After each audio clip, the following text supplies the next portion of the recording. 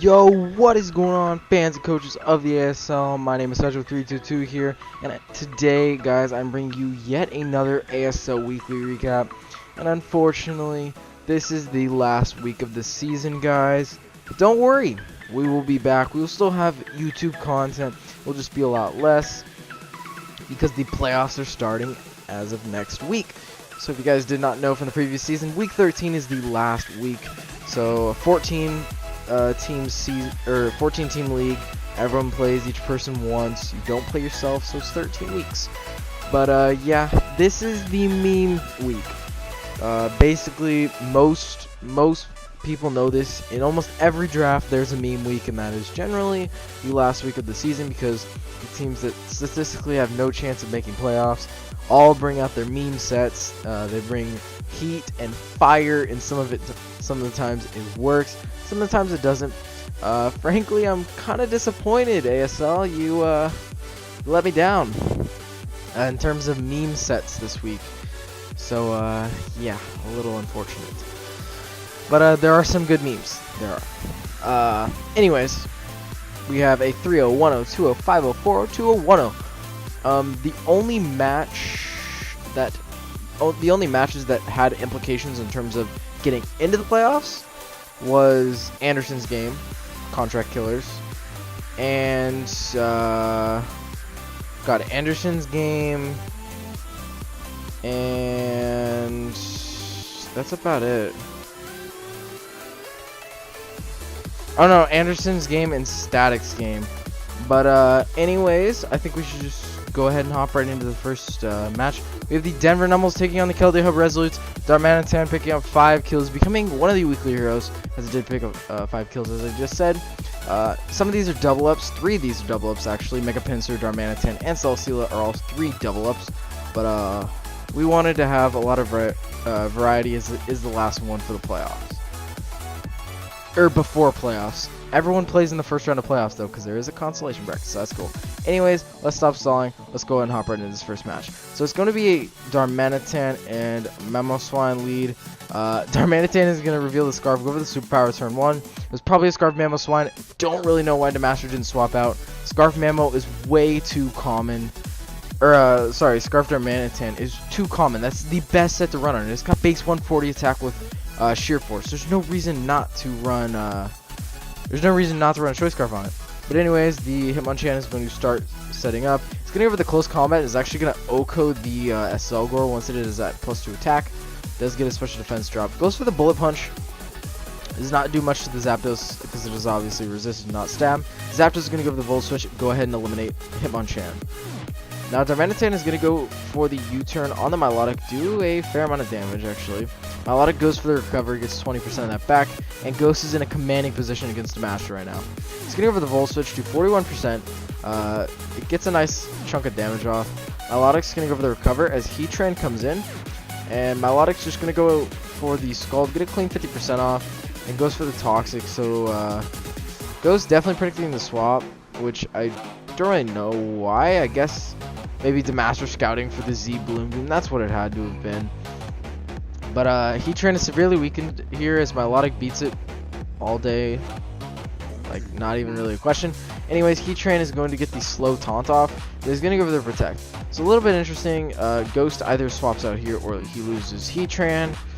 We're going to see exactly what he's going to do. He's just going to protect again. Try and rack up some burn damage. Do what he can. But he's not going to get the second protect, and he's going to die to Scald from Milotic. So Milotic gets pressured out by Zapdos, but out comes Tapu Koko. It's got to take a Volt Switch, even an Electric Terrain that's not doing that much because Tapu Koko has okay special defense. It actually has better physical defense than special defense, but either way. Jirachi is going to go for the Thunder Punch, boosted by the Electric Terrain, is going to do a ton to Omastar. As Omastar does get up that +2 speed, but it does not matter because Jirachi gets that lucky para. And that's what Jirachi does. It really changes games. But again, I don't know why Demaster didn't swap out. You have a free swap to Milotic. I mean, actually, it might have killed. Never mind. But Zapdos gets to come in. Ghost making a great swap out. He forced Demaster into that play.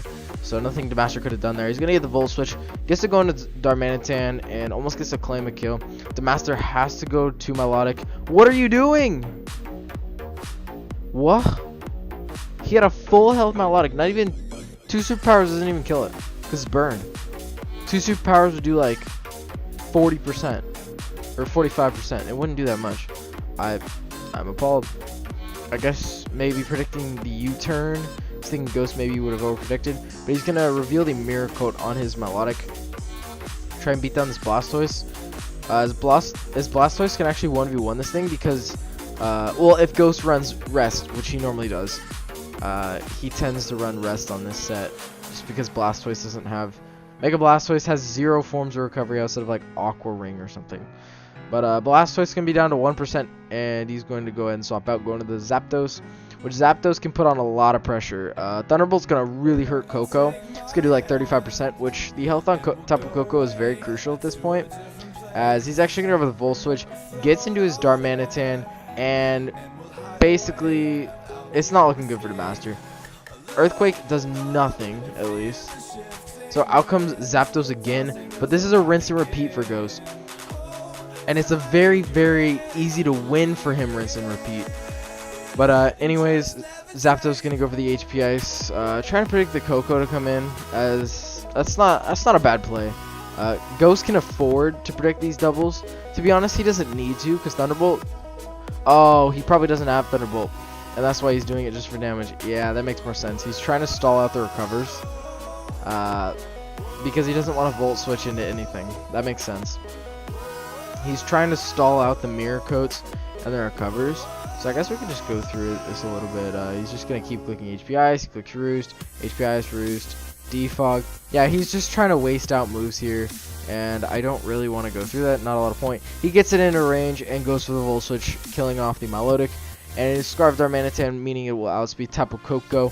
Go ahead and go for the Flare Blitz and kill Tapu Koko. Picking up 5 kills. Crispy Gorilla, the kill leader for the ASL, being the monster, and ultimately helping Ghost to a pretty alright season. He is going to finish 5-8 with a -7 differential, being the 8th best team in the league. The Denver Nummels are going to finish at 5-8 with a -8 differential, being 9th in the league. Next up, we have the Contract Killers taking on the Nightmare Nidoking, and Anderson did in fact win this game, but he won it only 1-0. So this actually did eliminate him from the playoffs. So he had to win like 5-0 or 6-0. But anyways, let's go ahead and hop right into this match. And this is actually a really good match. This is one of the closer matches of the entirety of ASL Season 3. It's a very good match. Anderson is bringing out the special Lucario as Mega Zardex is going to show off that belly drum. He's going to go for the Salic Berry, so it's not Zardex. And is going to get Aqua Jetted. So unfortunate. There was the meme. It was set up, but unfortunately the Aqua Jet did come out. And if Anderson actually doesn't have Aqua Jet, he loses. He actually gets swept right there. He just outright loses otherwise. But Savali gonna go for the Surf, do a chunk, and another one will come in and kill the Kabutops. So out comes Sylveon. And Savali going to go for the Thunderbolt, as Savali going to take that. I assume it's Savali Ice, since Anderson's team is really weak to Ice, I'm guessing. But Savali going to go for the Surf, and is going to die to the Sludge Wave. So Anaria finally bringing a type for Savali, which he normally doesn't. Usually brings like Z move or something like that. But Nidoqueen going to go for the Sludge Wave, as it doesn't die to the Pangoro. And is going to get an Ice Beam off on Registeel, predicting the Flygon to come out. Anaria is going to double Rock Polish. I don't really get that play. Oh, okay. That play makes more sense. He's bringing the Weakness Policy Rock Polish, but Lucario going to come in and Vacuum Wave. And yet again, save Anderson in this match. So there's been 2 instances that have just saved Anderson completely, and his priority. And Anderson even said after the match that he knew Anaria was going to bring a lot of memes, so he brought a lot of priority. Anyways, out comes Snorlax, as it can really soak up any hit that this Togekiss wants to go for. Of course, it has the inevitable flinch, 60% chance. It's actually going to get a Nasty Plot up.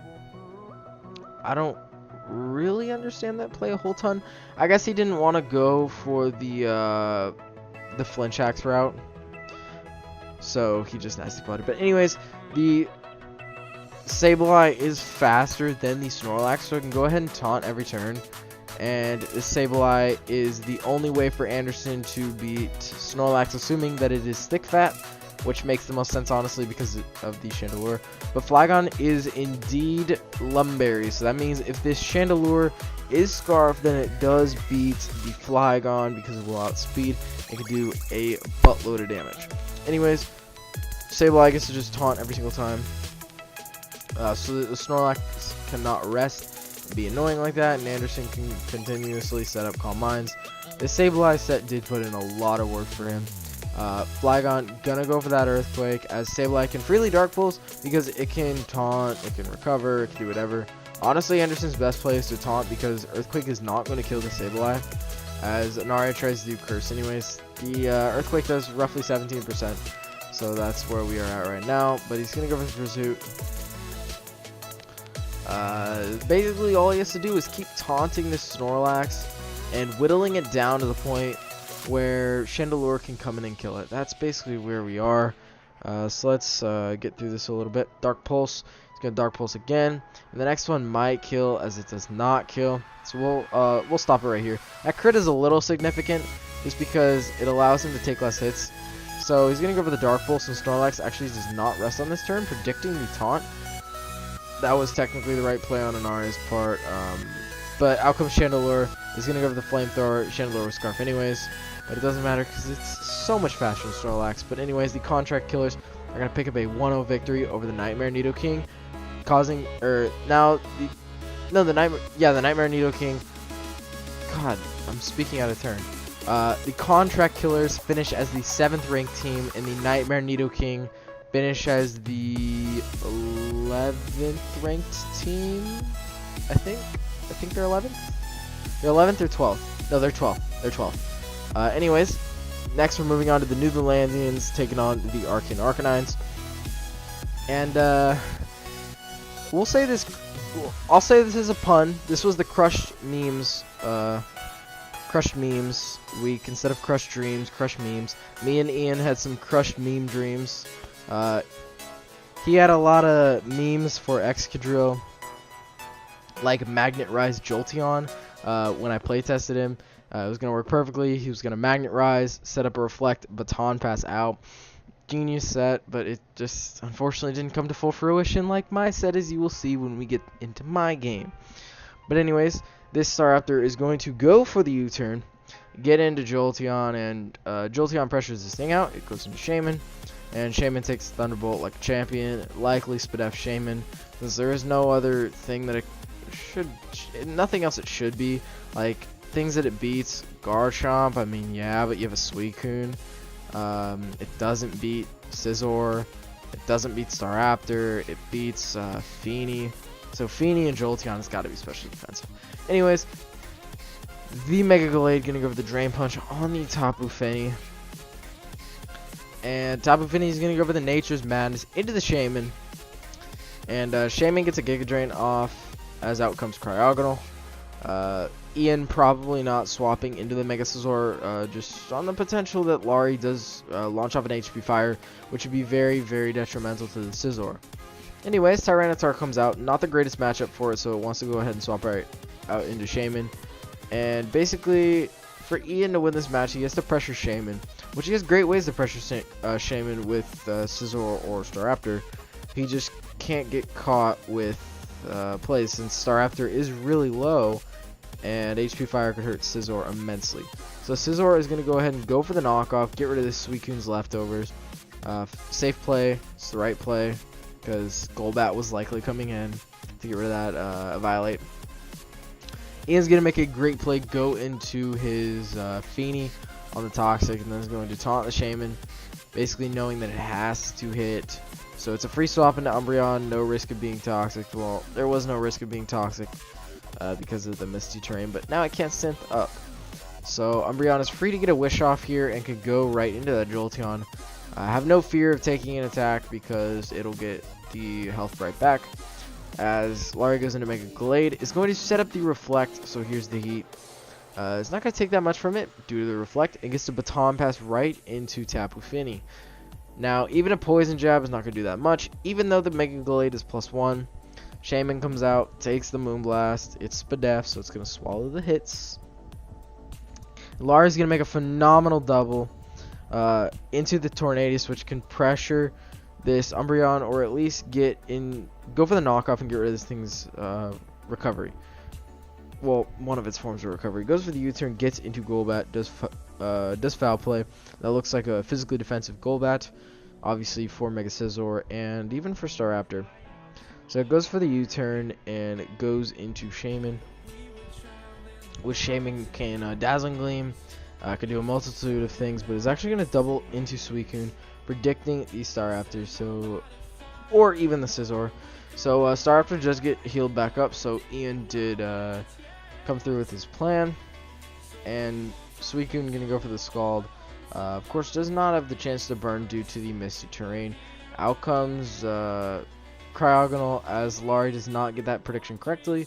Goes into Shaman, and then Ian wants to double into Staraptor, predicting the Mega Glade, so he just grabbed a lot of momentum back. He's going to go for the Brave Bird, and this is a roll to kill. He does not want to risk it because Staraptor literally wins him the game. It kills everything if in range, especially because it gets close combat for not for Mega T-Tar. It does for Mega T-Tar, but in this case, just regular T-Tar. Anyway, Shaman going to go for the Giga Drain. Has to get Toxic. It doesn't really care that much just because of the Natural Cure, as it's going to activate right there. Go into the Mega Glade. Mega Glade does not want to take a foul play, but Lari was predicting the Wish, so gets Mega Glade in for free, and can go ahead and click Bulk Up. We are 37 turns in, and not a single Mon has died. This is ridiculous. Finny gonna go for the Moonblast, does not pick up the kill, and Mega Glade is gonna go for the Psycho Cut, predicting a swap. Probably into Jolteon to absorb it. Does not get the kill. And Finny is going to kill Mega Glade on the first kill of the match, like 38 or 39 turns in. That is ridiculous. So Umbreon is going to get flinched here. And that is highly significant, because that means that the Umbreon cannot Wish or, Wish. It's basically Ian's only play. So that's very unfortunate for him. But again, I think the Psycho Cut was a roll, so unfortunate for Lari as well. But Jolteon is going to go ahead and Baton Pass into Mega Scizor. And this reveals to be a speedy Tyranitar from the looks of it, as it's going to go ahead and Flamethrower. And Benny is going to go for the Nature's Madness, as T-Tar is going to set up the Rock Polish. And Lari's brought this set before. Bring on the heat, ladies and gentlemen. Staraptor is going to come in here, and Staraptor is going to go for the U-turn and is going to crit, and that is huge because that is a weakness policy Tyranitar. That would have won the game. That would have been a 4-0, no dispute. That's game, unless Lari misses a Stone Edge, but that's just hacks. But you know, anyways.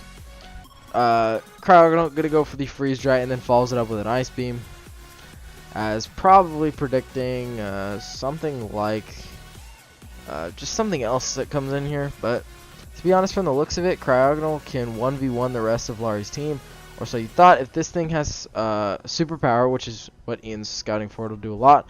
Doesn't has the Heat Wave, which will do a lot anyways. Staraptor definitely does not appreciate it. So Staraptor has to swap out. Since there are rocks up, it can freely do so. As Golbat is going to take advantage of it and go for the U-turn. As in comes the Jolteon, which will get some momentum and goes into the Cryogonal on the Shaman. So now forcing the switch, Ian is going to go for the Ice Beam. That's the easiest play for him to make. The only thing that's really going to kill him in this match is the fact that his Cryogonal is toxic. Otherwise, like if this thing wasn't toxic, he wins the game. There's no dispute. He has Recover, he can go for the Ice Beam, he beats everything. But the fact that he is toxic means that he actually loses this game. It's because he can't stall out the Shaman, because if you even do manage to land a toxic or anything like that, I don't think he has toxic on his remaining mons. Even if you do get its status, it's just going to natural cure it off, and it's specially defensive, so you can't do enough damage to it. So it's a lot of just swapping in and out. So Shaman is going to go ahead and go for the synthesis. So Ian picks the right play, or right turn, goes for the U-turn, gets into Jolteon, trying to make something happen here. And he's going to go for the baton pass. He really has to just chip down Mons, and Laurie can just play straight forward. Ian's going to luckily live on 1 from that recoil. Is going to double into Jolteon. Not the play. I mean, I guess you want to keep your Staraptor alive because it's... Okay, it was the play because you have to keep your Staraptor alive. It's the only thing that can effectively kill Shaman. You got to bring it out here, and you got to hope for the best. That's basically it. You go for the Brave Bird, and down goes Staraptor, and that's the game. Shaman stalls this thing out. Doesn't outspeed it, so that's the only thing Ian has going for him. At crit, basically sealing the deal. The only thing that would help would be a freeze, but still Tornadus without speed and could do loads of damage. Basically, just see if Cryogonal can snag another kill. That's about all Ian can do here, just to help out his differential. This wasn't a bad loss or a bad hit for him since it was only a 2-0 loss, but we could just skip through this. It's just a lot of recover and toxic stall and stuff like that. But anyways, let's move on to the next match, which is the Intermelodic taking on the Florida Floatzel's, a 5-0 victory in Static's favor. And let's go ahead and hop right in. Oh yeah, forgot to mention, the Netherlandians finished 4th overall in the rankings, and the Arcane Arcanines finished 3rd, so they will be moving on to the playoffs. Next up, we have the Intermelodic taking on the Florida Floatzel's. Let's hop into the match. So, we have Armaldo against Infernape. Matchup favors Infernape because it could Stone Edge, Flare Blitz. It's actually going to U-turn as Aloe comes out as is a dedicated answer. I don't understand why Rocker went into Salamence. That honestly makes no sense to me. Slowbro was the play. Even if you... Or no, that's not the play. Komala was the play. Anyways, Rocker's going to go for the Scald and get burned. But I guess he was just scouting to see if this Aloe really would carry ice coverage. Otherwise, his Mets just went. But anyways, the Slowbro is going to be dual screens. So it is, it's going to try and help its team set up. It's going to go for the Scald, do loads of damage to this Armaldo. As Slowbro has a really high special attack stat. So it's going to go for the Scald again. I think Slack Off was the better play. I guess the damage is nice. But, and you do have Regenerator, but his Slowbro is very, very important to him at this point in the match. Aggron's going to go with the Thunder Wave. Rocker is going to double into Thunderous, trying to damage off the Aloe, as Static is going to double into his Rotom, which was, of course, 100% the correct play, since there was a Aggron in front of him. Anyways, Komala is going to go for the Toxic on the already burned Alakazam. This is probably a favorable matchup for Rocker, as he's going to go, for the return and do 41% to this Rotom, as Rotom is going to go ahead and Volt Switch on out and go into the Alomomola. Rocker is going to go for the return, as Static is going to continue to get off Rocky Helmet damage, as this Aloe completely beats Rocker's team, for the exception of Thunderous Therian. So Armaldo is going to get healed back up, as it is going to take a Toxic, but does get his Stealth Rocks up. Now Komala is likely going to spin here. Static knows that, so he's just going to go and get some Rocky Helmet damage off on it. Now comes Mence. I don't understand why Rocker's doing this. Like, it is... Why would Static switch? There's no reason to set up a sub. He's literally killing his Mence right now. He's foddering off his Mence. He gained nothing by those two plays. I get it, dude, if you're like Saligberry, but if you're Saligberry, you would have subbed a 3rd time. See what I'm saying here? You wasted 50% on your Mence, and I just don't get that. Because Mence, if it sets up on something like Rotom, like sub on Rotom, because he would likely just Will-O-Wisp you. But anyways, Infernape is going to go for the Focus Blast, land it, do loads of damage to this Rotom. And the next one is going to do about 80%, as the Rotom Heat is going to Volt Switch on the Infernape. Get into the Zygarde, as Zygarde is going to double into Alomomola, as Infernape makes the HPI's play, as Static was scouting for that. So Infernape is going to hit a Focus Blast again, 3 in a row. I can't land 1.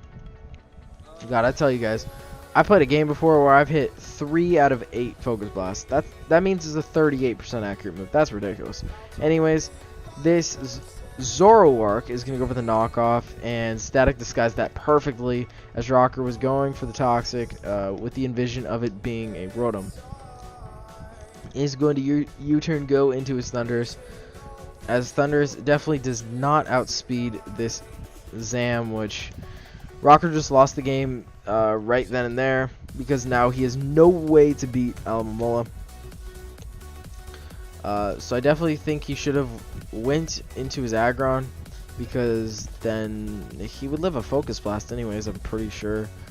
And if not, it has a chance to miss. So he's going to Dragon Tail out the Alomomola, giving it some Regenerator.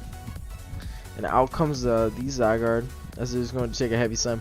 There's absolutely nothing is going to get its Wish back. So that might be physically defensive Zygarde, because that would make sense, because it beats down Infernape, as long as Infernape doesn't have HPIs. That's why Static scouted earlier. But it is going to go for the 1,000 Arrows onto the Mega Aggron, as Rocker is going to go for the HPIs, and his Infernape is going to drop. Focus Blast was 100% the play. He's going to go for the Substitute again. Why?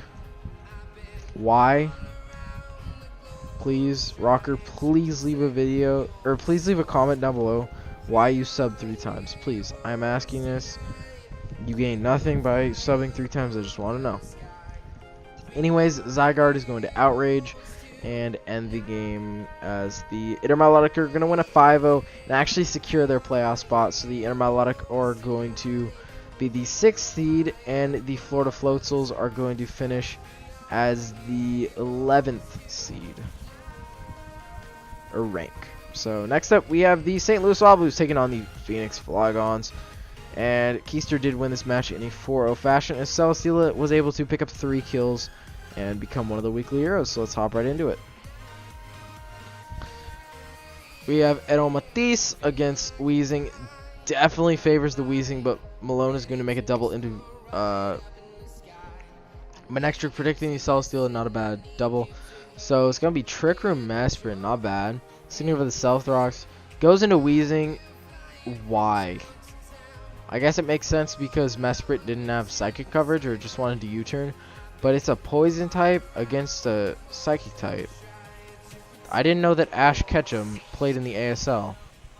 Oh my god. Malone, I'm re-nicknaming you to Ash Ketchum. But Celesteela is going to claim its first kill of the match. Malone taking a page out of my book, going for the Smackdown, and then goes for the Stone Edge, question mark. Don't get that play. You gain nothing by clicking Smackdown. It doesn't make it so he's not a flying type, it makes it so he's grounded, so play was Earthquake. Anyways, Celesteela claiming its 3rd kill of the match. This is going to go for the Flash Cannon and almost killed a Mew, would add 4 kills. Unfort is going to drop to the Mew. Anyways, Emboar is going to go for the Sucker Punch. Get rid of Mew. Colbur Berry, you would have thought that would have mattered. Yo, type 1 in the comment section if you thought that he was going to live from the Colbur Berry. I just want to know. We're taking a public survey here. Anyways, Sylveon's going to do negligible damage with the Hyper Voice. Obviously defensive Sylveon, as that's how Malone tends to run his Sylveon. Anyways, does pick up a kill actually on the Mesprit, as Draudigon is going to come out and he's going to miss a Gunk Shot. What a productive turn. What a productive turn. So Trixie going to go ahead and protect. Yo, Malone pro. He's a pro with these protects. Did he like roar there, or was it just a speed tie every time? I don't even know. But Gator is going to get one shot with Thunder Punch, as Keister, that had to be a Sheer Force Draudigon. That had to be a Sheer Force Draudigon. Anyways, Draudigon picking up 2 kills, not even bad. As the Phoenix Flygons finish second on the rankings. Of course, this is just regular season. We haven't even gone into the playoffs, and the St. Louis Swablues are going to finish 14th. 14th, definitely 14th. Anyways, let's hop into the next match, which is the Utah Hoots taking on the BC Brills. And actually, much closer match than people, I assume, were anticipating. And this is where the meme of the week, if there was an award, here's meme of the week. Hop right into this. Cole Fabregas. I actually don't think these statistics are correct. You know what? I'll update it as we watch it. If it changes. I don't think they're correct though. Anyways, Kaffa is going to set up the Trick Room, and I gave this set to Susie, so I'm glad to see that it actually worked. He's going to go for the belly drum, maximizes his attack, which automatically nullifies the Intimidate.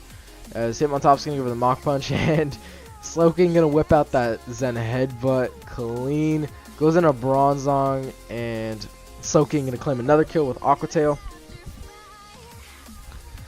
And with the fact of his name being Regenerator, why did you stay in? Like, your name's Regenerator. Stay in. Or swap out. You could have belly drummed again, honestly, if you swap out, swap back in, swap back out, and then you're almost at full, or you are at full, and then boom, you're good. But anyways, Keldeo going to set up that substitute. Is going to go for the Calm Mind, which is definitely scary for Susie's team, as he did lose his, let's say, only answer to it, because that's right about where we are. I guess Raiku's sort of an answer, but anyways. He's going to swap out from Hoopa, since Hoopa hits stupid hard. He's going to go sack off his Arcanine. But, going to go into Keldeo, and I almost said Keldeo Hub Resonance. Oh my god. Dang it, Ghost. But anyways, the Arcanine is getting Flare Blitz as TG is trying to predict the swap. Go with the substitute, but is eventually just going to kill off the Arcanine. Out comes Raikou, as Raikou can go ahead and go for Thunderbolt and go for the HBIs.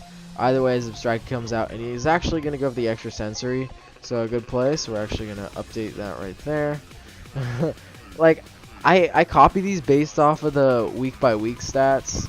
So, someone didn't do the statistics correctly. Anyways, Hoopa's going to go for the all-out pummeling. As Susie picks a perfect time to go into his Cryphagoras and soak it up like it's nothing. And then Hoopa's just going to outright kill it. As out comes the Kieran Black. Okay, here's the other kill in the match. And Susie going to whip out that brutal swing he was talking about it, and finally came through. I like it. I like it. So Susie is actually looking okay, as this Raikou will outspeed and can get a big hit off. Goes for the extra sensory, easily to play. He's gonna swap out into Skarmory, so he has things that win right here. This turn, not this turn. He goes for the Iron Head, and a second one will break. He's going to Scald. If TG burns, he wins, and he burns. And he wins. Yeah. I think he would have won anyways, just because Susie sacked his Slowking, meaning that Keldeo was freer than free samples at Costco. But, yeah. That's going to be the game. Keldeo's going to sweep through. Being one of the weekly heroes, picking up 4 kills in the match. Definitely deserving of it. So going to go ahead and finish off Kieran Black. As Susie was trying to predict a swap. I mean, you can or you can't. It's kind of a 50-50 play. If Lando Scarf, it's a 50-50 play. But anyways, next we are moving on to the last game, the Royale Gardevoir taking on the Portland Timbers. I will say this right now, not because I'm salty, but this game should not have been a 1-0. It should have been a 4-0. I'll tell you the point where all of this goes downhill. Anyways, Mega Pinsir picking up 3 kills and Mega Gardevoir picking up 3 kills. It should have been like 0 kills, but whatever. Nah, it's all good. I'm just messing around. But anyways, Fortress is going to go for the Stealth Rocks, as Masquerain is going to set up the Quiver Dance. And I'm going to go ahead and go for the Rapid Spin, as Gustavo is going to set his Sticky Webs back up. Go for my Gyro Ball. He's going to go for the air slash and actually flinches me, so we're starting out this game fantastic. Otherwise, I would have killed him or Volt switched out. So Vaporeon is going to come in here, and Vaporeon swallows hit. This is especially defensive Vaporeon. Go for the Toxic just so I can wear this thing down. The problem with my Vaporeon being in here is it warrants a free swap into Magneton. That's probably the turn where he should have swapped into Magneton, but he's just going to go for the Quiver Dance instead. But anyways, just going to swap into my Fortress, basically sack it off, and that's actually going to kill me. Masquerain actually hits hard. But anyways, 2 mons dropping. Victini's going to come out here, and I'm just going to V-Create. This is not my better play. I should have Bolt Striked since it would have killed. It was 2 KO, but V-Create was a roll, apparently. So he's going to Shadow Steak. Still got my Queso Berry, but this is a Trick Room Victini, so I actually want Webs to be up. But Spiritom's gone, so his only check for Victini's gone. But anyways, Vaporeon, I'm going to come in here. I don't care about taking a Thunderbolt. I really don't. Out comes Magneton as I do just Scald. I'm trying to get a burn off on this thing. I don't, but I know I can take 2 Thunderbolts, so I'm just going to go ahead and wish one off. And then he's going to set up a light screen, so I'm going to Scald, try and burn him. I do get the burn. So his Magneton is very, very weakened at this point. It's an easy play for me. I just wish. And I can project if I want, and I'm going to project just because this thing beats the rest of his team. It's my only swap in for Prim. It's my best swap in for Gardevoir at this point, since Victini no longer has his Queso Berry. Victini was my swap in for Gardevoir though. But anyways, he's going to go for the Thunderbolt as I go for the Scald, as I will get all of that yummy, yummy health back. As it is my best play to go for the Protect here, but I actually don't. Actually, it's kind of a 50-50 play. But his Magneton definitely weakened me, and his Gardevoir is going to come out. Traces that Water Absorb, but does Mega Evolve instantly. Goes with a Calm Mind, very scary. I got a free swap into my Victini after this, so I'm just going to let my Vaporeon go down. Hopefully get a burn. It's apparently not possible. But I did already get a burn, so it's okay. Go into my Victini, and if he crits me, this doesn't work. And he crits me. Literally, max damage was 50%. I would have won the game. It would have been a 4-0. But no. And I get a low roll. What? This Gardevoir is putting in too much work. Threat neutralized. Pinsir is going to come in, pick up the quick attack. This game should have been a 4-0. I should have had gimmick of the season. 3 kills with Trick Room Victini. But no. No, I can't have nice things. But, oh yeah, I forgot to mention in the last video. In the last one, the Utah Hoots finished 10th and the BC Liberals finished 1st. So, shout out to them. But anyways, I'm just draining Kissing here. Basically, Mega Pinsir wins the game since it does live a hit from Starmie. And it's not going to be affected by webs because it's flying type since I already Mega'd it. So go into Mega Pinsir. Return does kill. Picks up the kill on Primarina, getting 2 kills for the week. Starmie's Ice Beam does like 95% max, where you're going to live it. And Return does come through and does pick up the kill. So the Portland Timbers are going to win a 1-0 victory over the Royal Gardevoir.